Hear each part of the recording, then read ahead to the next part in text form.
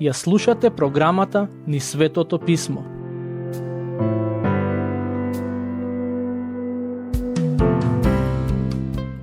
Драги слушатели, во денешната епизода ќе продолжиме со обработка на глава 9 од книгата Дела, во која ни се опишани настаните со несекојдневното обраќање на Савле од Тарс кон Христос.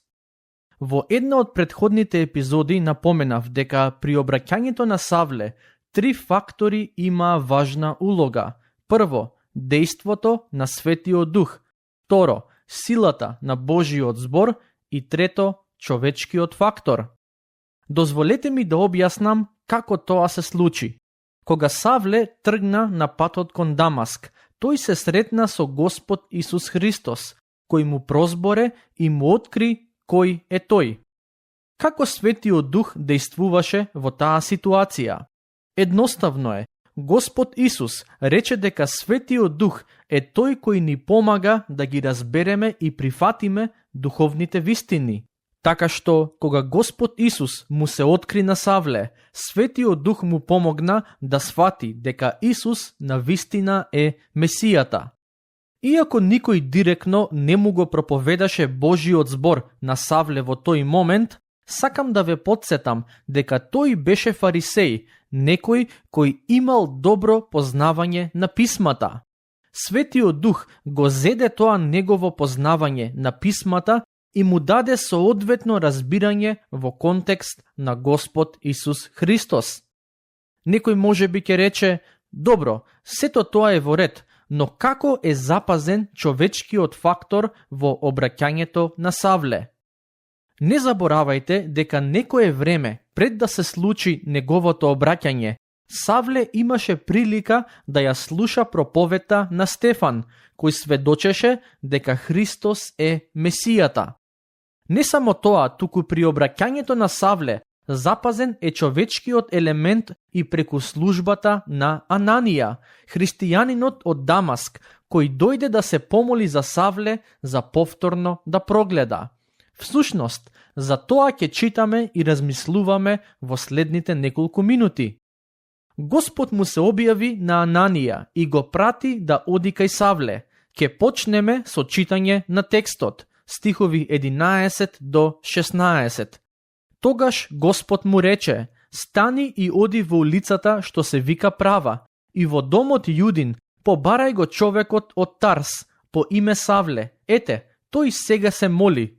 И во видение виде еден човек по име Ананија, како му приидува и полага раце над него, за да може да прогледа.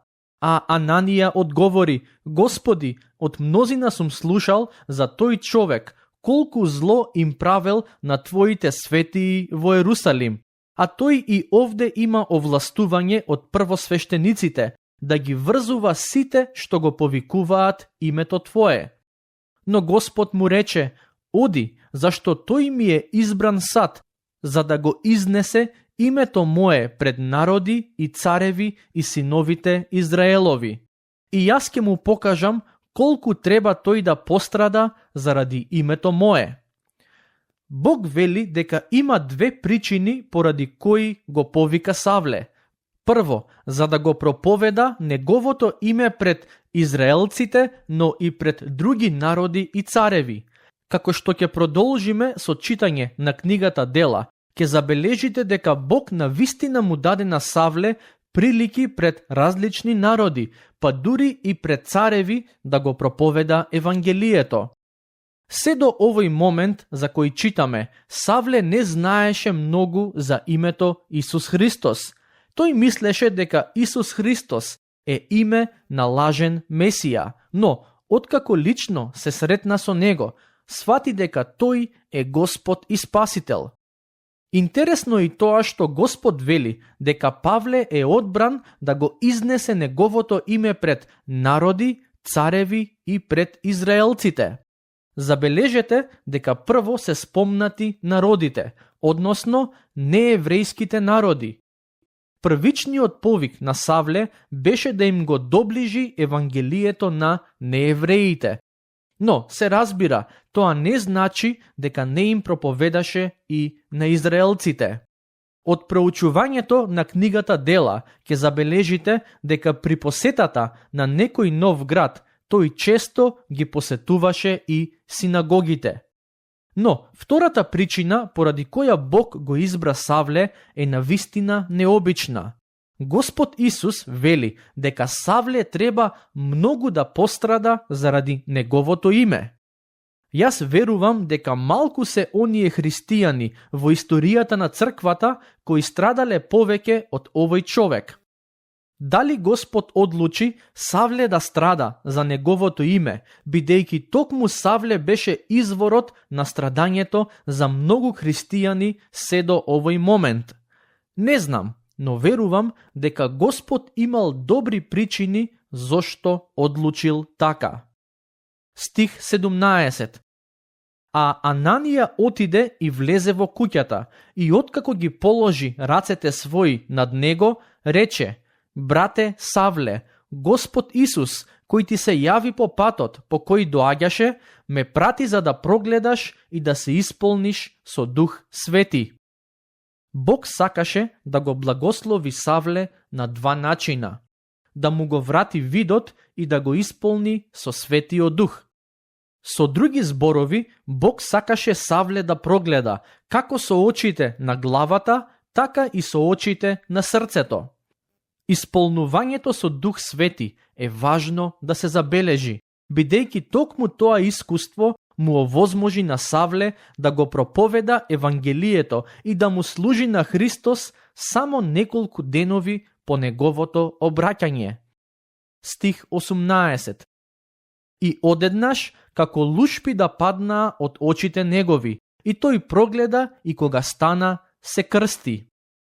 Значи, Савле прво беше крштеван со Светиот Дух и верувам дека тоа се случи на патот кон Дамаск, но по неколку денови се крсти и во вода.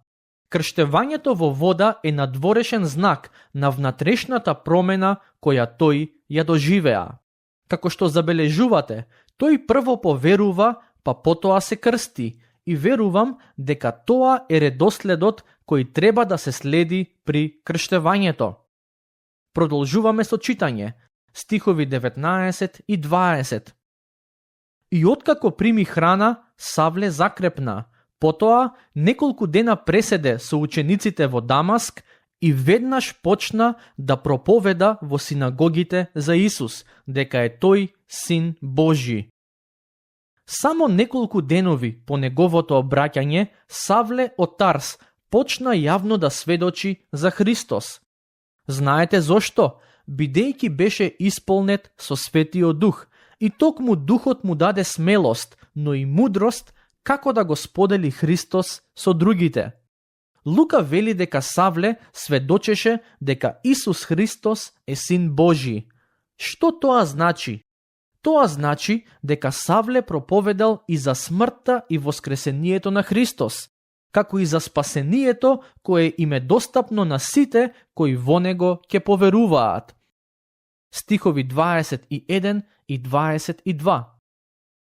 И сите што го слушаа се чудеа и зборуваа: нели е ова оној кој во Ерусалим ги гонеше оние што го повикуваа тоа име? Та затоа и овде дошол, за да ги доведе врзани пред првосвештениците.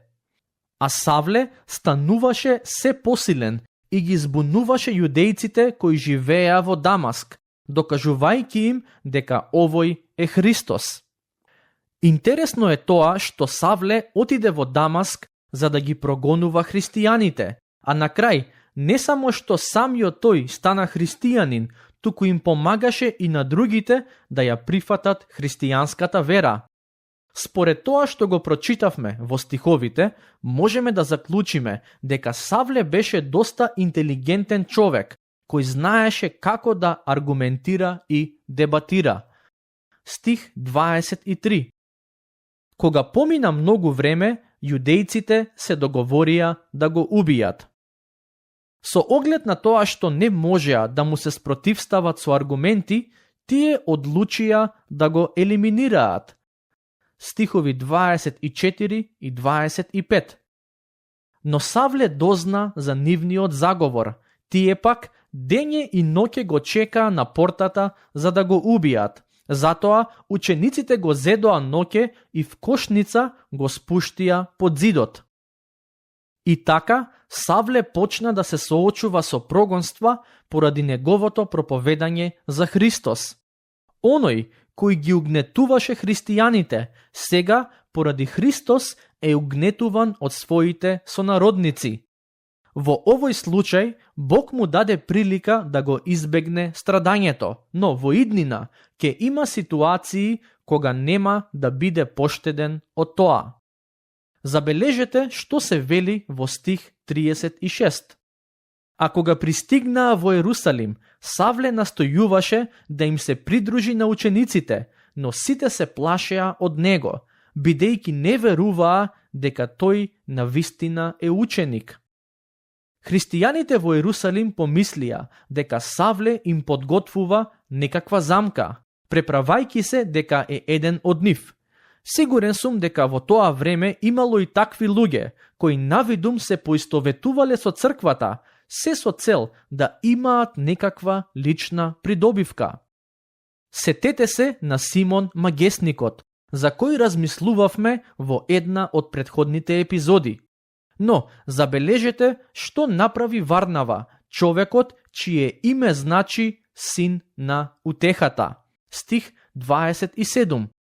Варнава пак го зеде и го одведе кај апостолите, па им раскажа како Савле по патот го видел Господа, дека Господ му зборувал, а исто така и дека во Дамаск отворено го проповедал името на Исус. Варнава на некој начин го зеде Савле под своја закрила и направи се што може за да се осигура дека другите го прифаќаат човекот кој до неодамна ја прогонуваше црквата.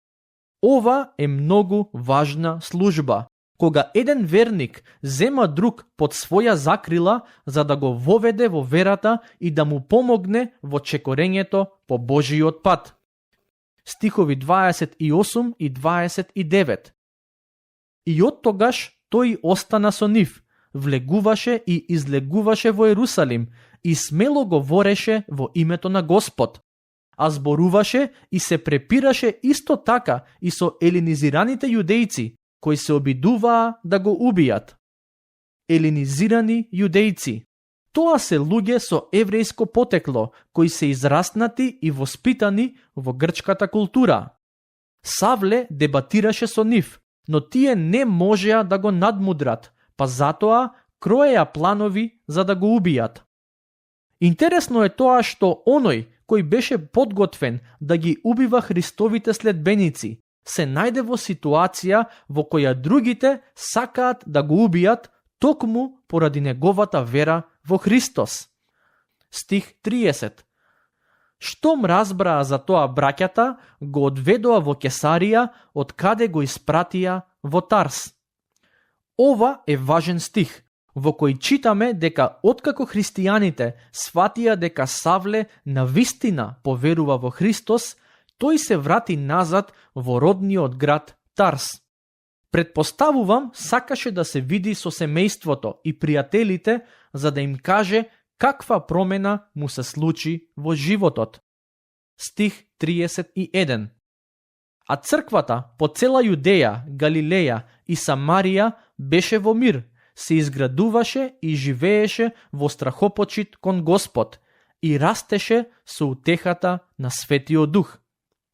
Црквата продолжи да расте, но интересно е тоа што Лука не вели дека црквата растеше во број, иако верувам дека тоа било случајот, туку дека растела со утехата на Светиот Дух. Овој вид на растеж е многу важен, а сепак се чини дека во денешно време го забораваме. Кога зборуваме за црковен растеж, ние најчесто мислиме на тоа дека се повеќе луѓе се поистоветуваат со црквата и доаѓаат на неделните богослужби. Но, ако една црква расте во број, а не расте во длабочината на познавањето на Бога, таквиот неизин раст не е многу значаен. Нека даде Бог по неговата милост нашите цркви прво да растат во стравопочит кон Него, во спознавањето на Неговиот мир и во утехата на Светиот Дух. Ако се стремиме кон тие нешта, можеме да бидеме сигурни дека сме на правиот пат. Стихови 32 до 35. Петар, откако ги обиколи сите, слезе и кај светиите што живееа во Лида. Таму пак најде еден човек по име Енеј, кој цели 8 години лежел на постела, зашто бил неподвижен. И Петар му рече: Енеј, тебе ти исцелува Исус Христос. Стани и направи си ја постелата сам. И тој веднаш стана, и го видоа сите што живееа во Лида и во Сарон, и се обратија кон Господ. На апостолите им беше даден дар за правење знаци и чудеса, кој служеше како подкрепа на пораката на Евангелието. Стих 36. Во Јопија имаше една ученичка по име Тавита, што значи срна. Таа беше исполнета со милостина и добри дела што ги правеше. Оваа жена беше вклучена во така наречена социјална служба, или со денешен речник би рекле дека е голем хуманитарец. Знаете, во писмото се вели дека на некои луѓе Светиот Дух им дава дар да бидат особено милостиви и да им помагаат на оние кои се во потреба. Тоа е духовен дар кој и е потребен на секоја локална црква. Стихови 37 и 38. И токму во тоа време таа се разболе и умре. Тогаш ја измија и ја положија во горната одаја. А бидејќи Лида беше близу до Јопија, учениците, штом слушнаа дека е Петар таму, веднаш испратија 2 луѓе кај него, молејќи го да дојде до нив што побргу. Луѓето очекуваа дека апостолот Петар ќе ја воскресне од мртвите. Во следната епизода ќе видиме што навистина се случи откако Петар дојде во Јопија. Дотогаш, Бог нека ве благослови.